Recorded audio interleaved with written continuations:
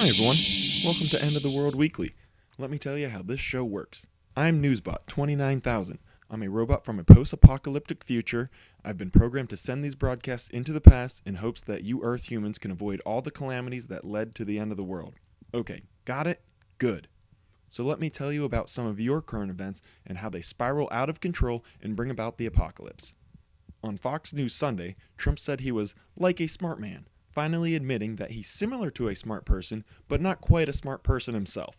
It's like he came to terms with the fact that just because someone is good at making money, that doesn't necessarily mean that that person is smart.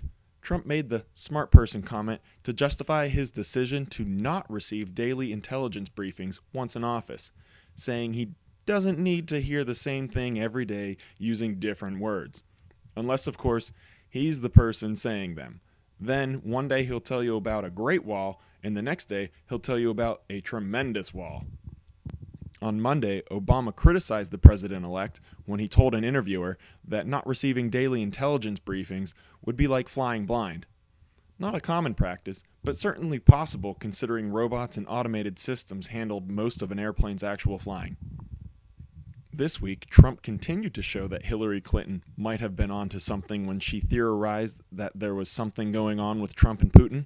Trump famously acted like a 6-year-old when the Democratic nominee accused him of being Putin's puppet. Well, that's because he'd rather have a puppet as president of the United States. No puppet. And it's pretty clear. You're the puppet. It's pretty clear you won't admit No, you're that the the puppet. Russians have engaged. Right. Because on Tuesday, Trump appointed Russia's favorite American to be Secretary of State. No, not that American. Yes, that one. Rex Tillerson was the CEO of ExxonMobil and received the Russian Order of Friendship in 2013. The Texas millionaire was also opposed to economic sanctions, saying he doesn't think they work, making him a very convenient pick for Secretary of State, considering the U.S. had several economic sanctions in place against Russia for its 2014 annexation of Crimea. Just when you thought Trump's shoulders would have to stop him from going any further up Putin's butt, he showed he could really get up in there. On Wednesday, NBC News reported that Putin was directly involved with the interference that took place during the U.S. election. Once information was hacked from Democrats, Putin personally directed how the materials were to be leaked. The Russian president wanted to make sure that Hillary Clinton didn't get elected and show the corruption in U.S. politics in hopes that America's allies would turn their backs on his rival world power. Trump and his followers continued to deny any involvement by the Kremlin and went about their typical American lives. They drank vodka, ate borscht, and dressed bears up right before being mauled. When John McCain was asked about the Russian hacking, he called Putin a thug and a murderer and wanted a bipartisan committee to investigate the cyber espionage. And the committee concluded that it turns out America was actually Russia now. The entire country was just annexed. Nobody noticed. A rumor went around last week saying the Trump team was having trouble finding A-list talent to play at his inauguration. The rumor said Trump was willing to pay any expense to get performers beyond Ted Nugent and other stereotypical conservative musicians. This week, the Trump team announced 2 opera singers would be performing at the inauguration.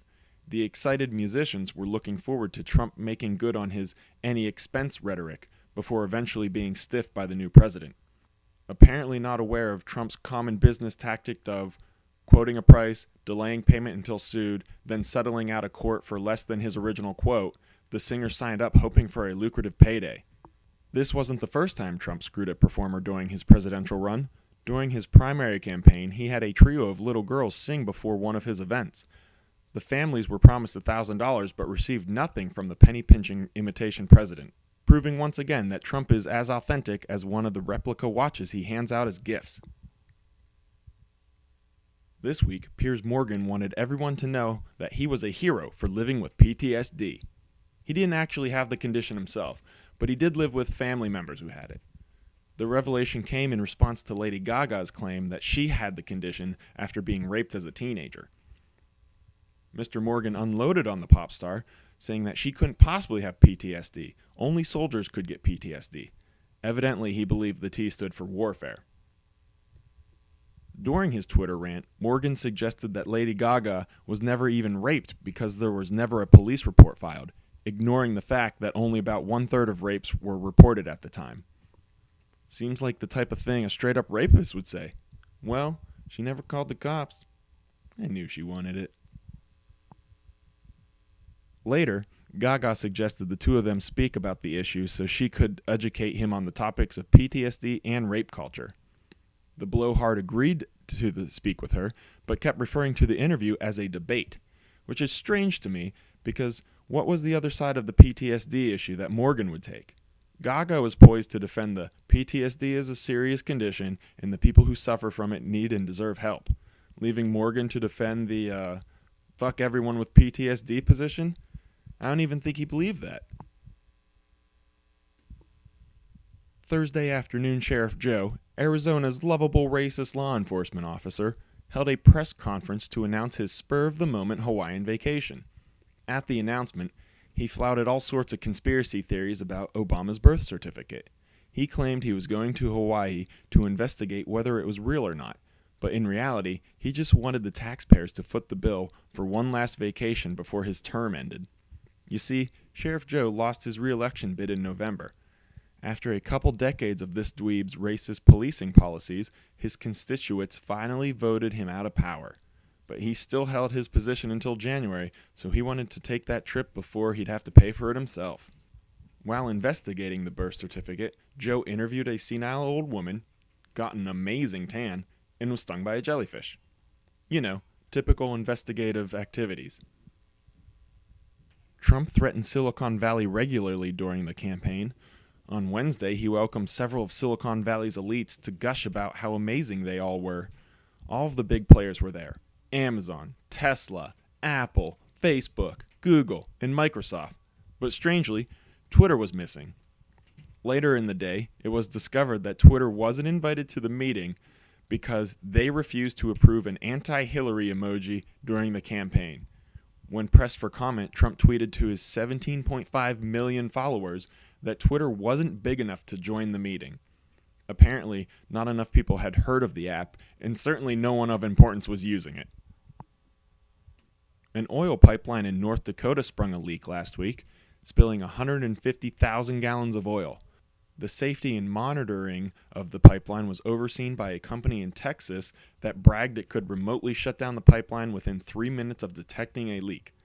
The problem was it took them about a week to detect the leak. But 3 minutes later, that pipe was shut down. That'd be like not having a sense of smell and telling your wife you'll empty the trash when it starts to stink. Honey, don't worry, I'll take care of it. It just hasn't gotten bad yet. Alright everyone, that does it for this episode of End of the World Weekly. Thanks for tuning in. If you liked, be sure to leave a comment, subscribe, like, and we also have a Twitter that you can follow us there. Get, some other stuff during the week. We put some stuff up. It's a good time. And thanks for watching, and we'll see you next week. Bye!